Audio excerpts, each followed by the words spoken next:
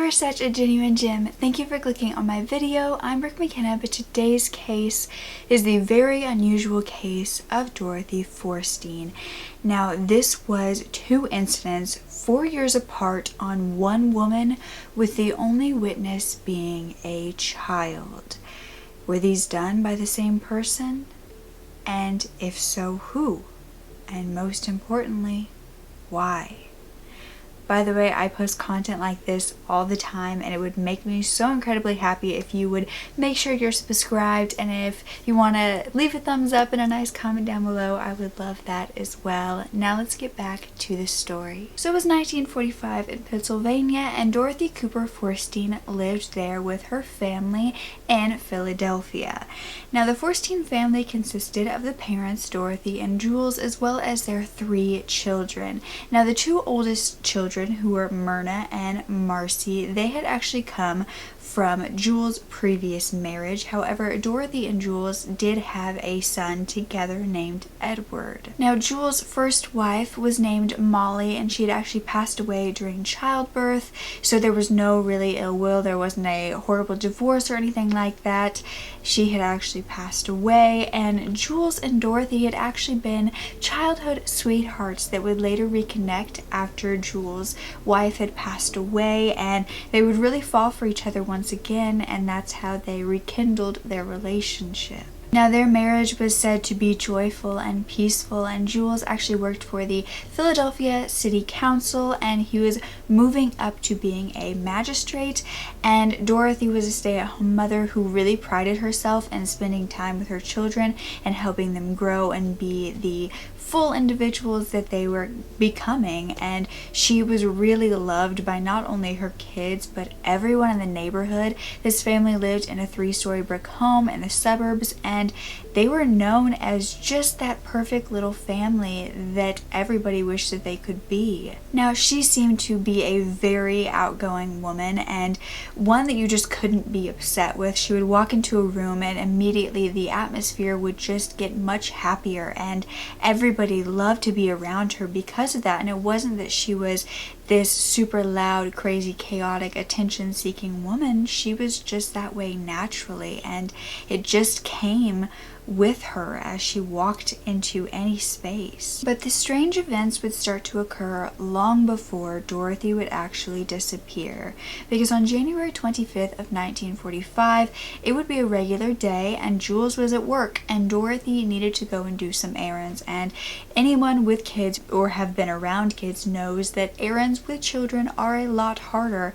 So Dorothy actually had a neighbor that would often watch her kids for her when she needed to do these errands. They didn't mind at all, so Dorothy dropped her kids off with this neighbor, knew that they were in safe hands, and headed out. She was said to go by the butcher and was just kind of joking around with him, was in a very good mood. She also ran into several friends at different stores she was going to, and by the time she would get home, it would be dark outside, and she thought it would be much easier to just put the groceries into the home before she actually went and got her kids, so she could do it properly, and so they could be just tucked away safely when it was dark outside at this neighbor's house. So that's what she did. She had no idea that someone had been watching her, and she was in grave danger. She would begin to be beaten as she stepped into her home, and she kind of stumbled inside, where her arm would thankfully bump into the phone and knock it onto the ground. And at this point in history, there were operators on the other side of the phone that would help you in your calling needs. And so this operator was hearing all of this happen, and nobody was answering her.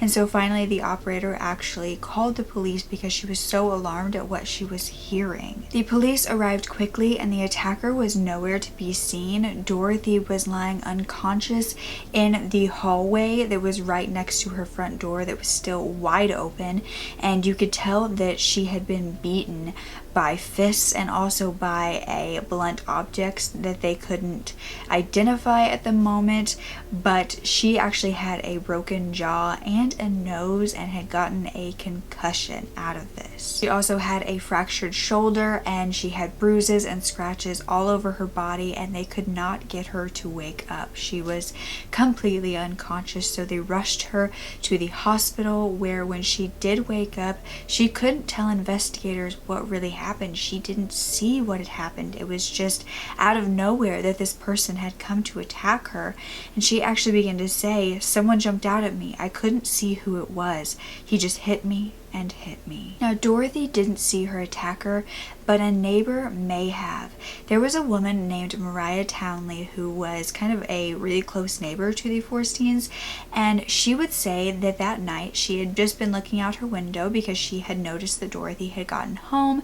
Now, I'm not sure if this is the neighbor that was watching her kids or not. However, she had been looking outside and had seen Dorothy, and she also saw a man with her that was kind of following behind her. And this neighbor didn't necessarily automatically think that Dorothy was in danger. This was a very, very wealthy and nice neighborhood, and everyone believed it was safe. So this neighbor just thought that this man was with Dorothy and had no idea that Dorothy didn't even know he was there. Because it was already so dark out, even the neighbor couldn't see what this man really looked like, only that he was obviously larger than Dorothy.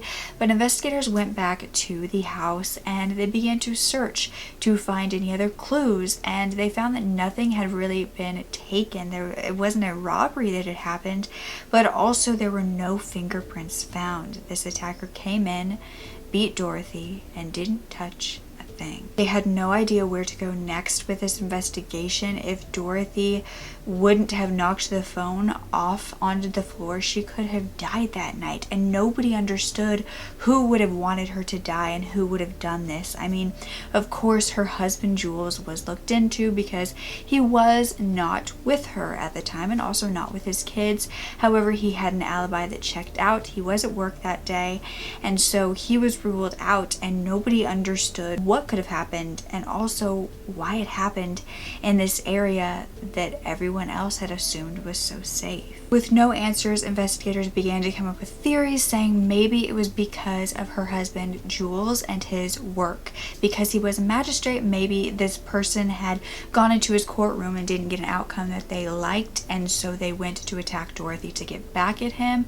Or perhaps they even went in wanting to attack Jules, but when they saw Dorothy, they thought that it was the perfect opportunity to get back at him. Either way, they only had theories, but everyone was extremely thankful that Dorothy had actually survived this, and she didn't go back to living the way she had been. I mean, nobody would be able to snap back from that kind of trauma so quickly, especially when the person who had done it to her had not been caught, not even interviewed. There wasn't even someone that they were looking into. They just didn't know and just kind of left it at that. Dorothy completely changed after this. Everyone in the community wondered where she was, what happened to her, and the truth was she was just too scared to leave her own house. She began to be a recluse who would just stay inside as much as she could because she felt safe there, and the doors and the locks and the windows and the locks would become such a fixation for her. She couldn't go to bed without checking them dozens of times. The paranoia was enveloping her, and she began to be hypervigilant about everything. Years went by and nothing happened. They stayed in the same exact house, went about their lives. I mean, Dorothy stayed in more, but nothing else changed, and yet they were completely safe, as though that night had never happened. But 4 years later, it was October 18th of 1949, and Jules would be invited to a political banquet that he had to go to for work. And he would invite Dorothy to go with him to get her out of the house, to get her to go out and be social like she had been before. And once again, Dorothy said no, she didn't want to leave her home. She said that he should go and she would stay home with the kids and they would be absolutely fine. And so that's what he did because he had to. Jules said he didn't necessarily want to go, but it was for work and he really had no choice. He said he wouldn't be out late, that he would be back as soon as possible. And so he headed out. She only had 2 children at home with her that were Marcy and Edward, because the oldest, Myrna, was 19 at this time and she was kind of off doing her own thing. She still lived at home, but she was wanting to go hang out with her friends this night. So Dorothy really only had the 2 younger kids, and Jules actually called her a little while after he left, just checking in on her, saying that he would be back soon. And Dorothy ended the phone call saying, "Be sure to miss me." These eerie words wouldn't really catch Jules' attention just yet, but they would stick in his mind forever. And that's because he went to the banquet and then he got home at around 11:30. He unlocked the door and he headed inside, but he couldn't find anyone downstairs. He assumed the kids were in bed, but where was Dorothy? He walked upstairs, maybe thinking she had gone to sleep or was in with the kids, and he would hear whimpers coming from the kids' bedroom. And when he walked in, Marcy and Edward were huddled together crying. And Marcy told him, "Mommy's gone." Those were the only words that she could utter, and this wasn't because she was too small to speak. She was 9 at the time. She was just terrified.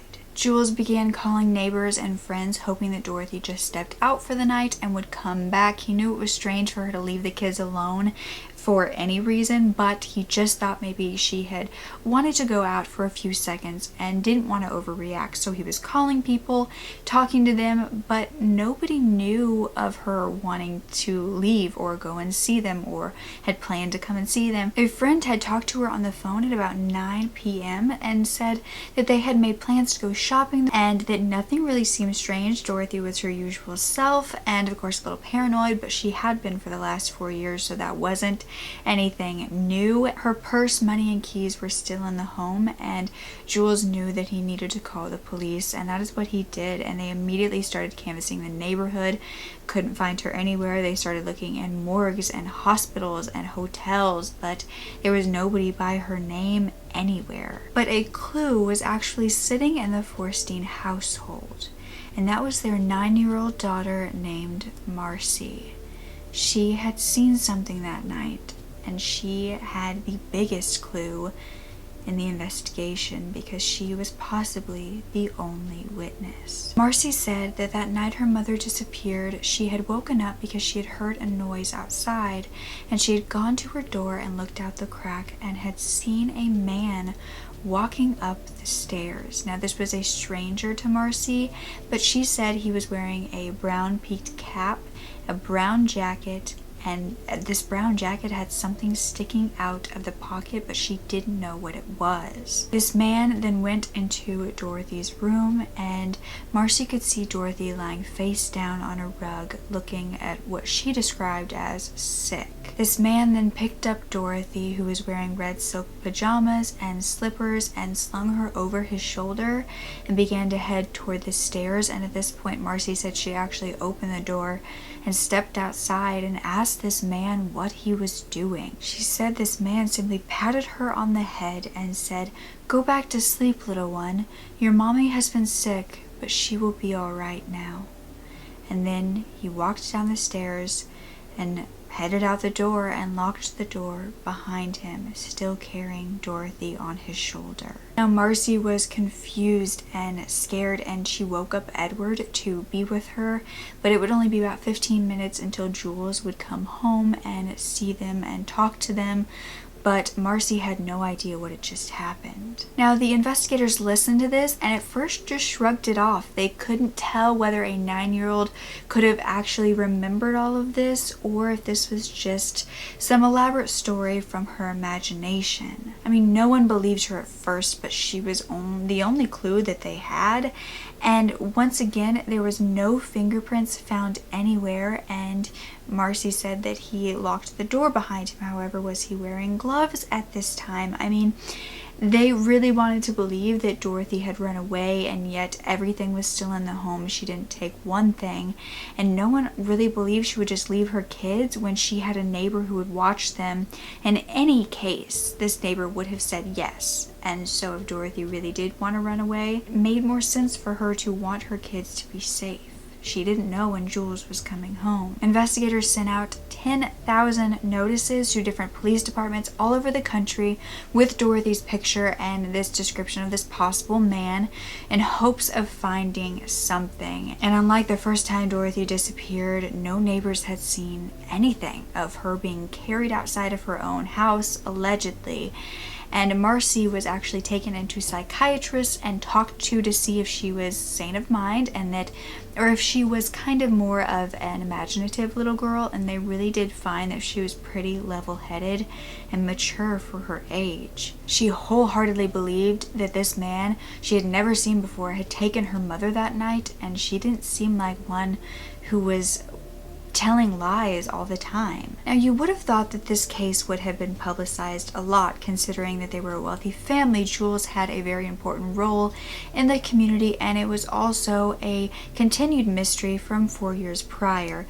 The media should have ate this up. In any other instance, they would have. However, in this case, a week after Dorothy disappeared, all news coverage just ceased. There was no more talk of Dorothy, and she still hadn't been found. But the mystery continues even years later, and not just because Dorothy is still missing. You see, an author named Troy Taylor wrote an article about this entire case and was actually asked to take it down. For decades, no further word of Dorothy Forstein appeared in print. Then, in 2003, I featured the story of Dorothy Forstein on my website, and soon after I received a letter from an attorney from the Forstein family asking if the story could be removed. The letter was not threatening, it merely made an appeal for the privacy of the family members and asked if I would consider removing it out of consideration for their grief. I agreed to do so, and I later learned that several sites that had also featured my article on the disappearance had received a similar letter. Why the secrecy about a 50-year-old disappearance?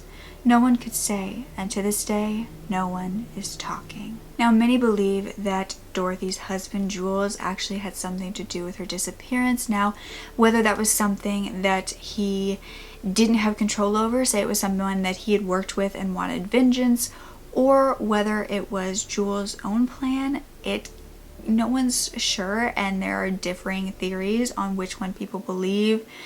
However, I do believe that it's possible, if Marcy's story is true, that it's someone that Jules could have hired, because why else would they have been so kind to a little girl who could have said exactly who this man was?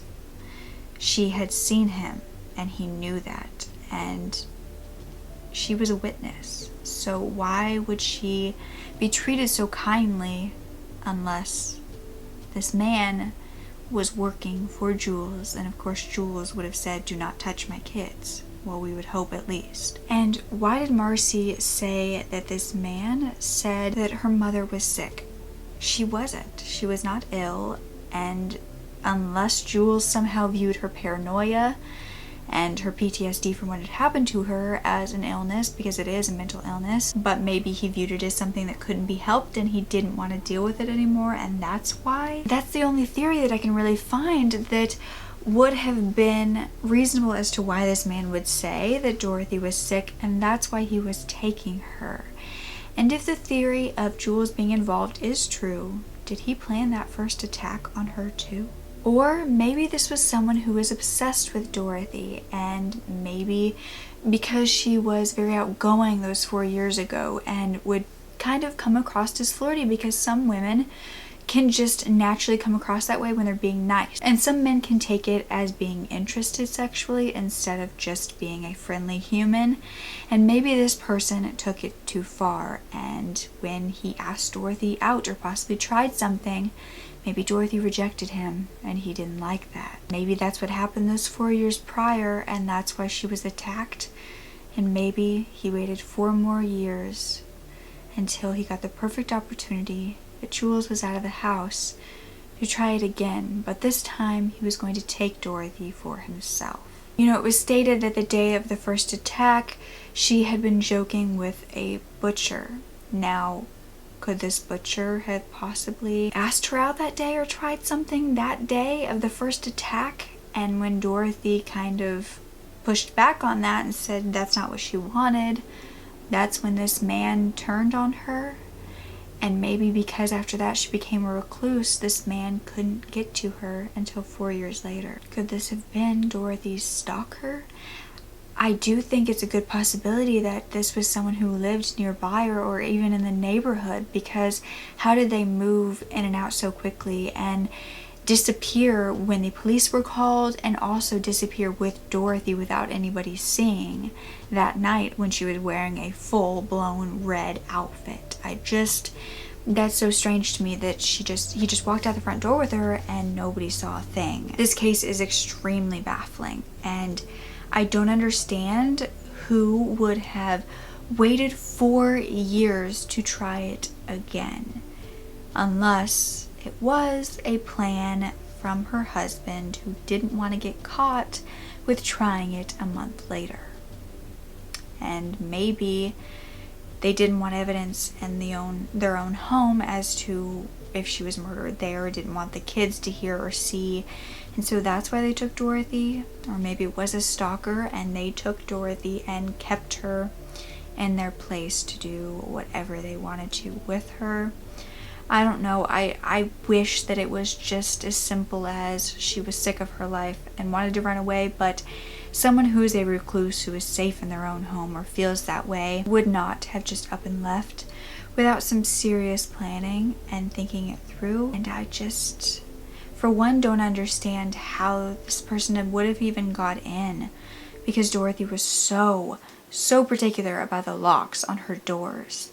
Unless possibly she knew this person and let them in. Please let me know your theories, because seriously, the amount of theories is crazy and nobody really has a solid one that they believe in. From what I've seen, it's just a whole bunch of jumbled possible theories that you want to believe, but you also believe the other one, and it's crazy. So don't ever forget to speak up. Your voice is powerful enough, and I love you to absolute pieces. Okay, bye.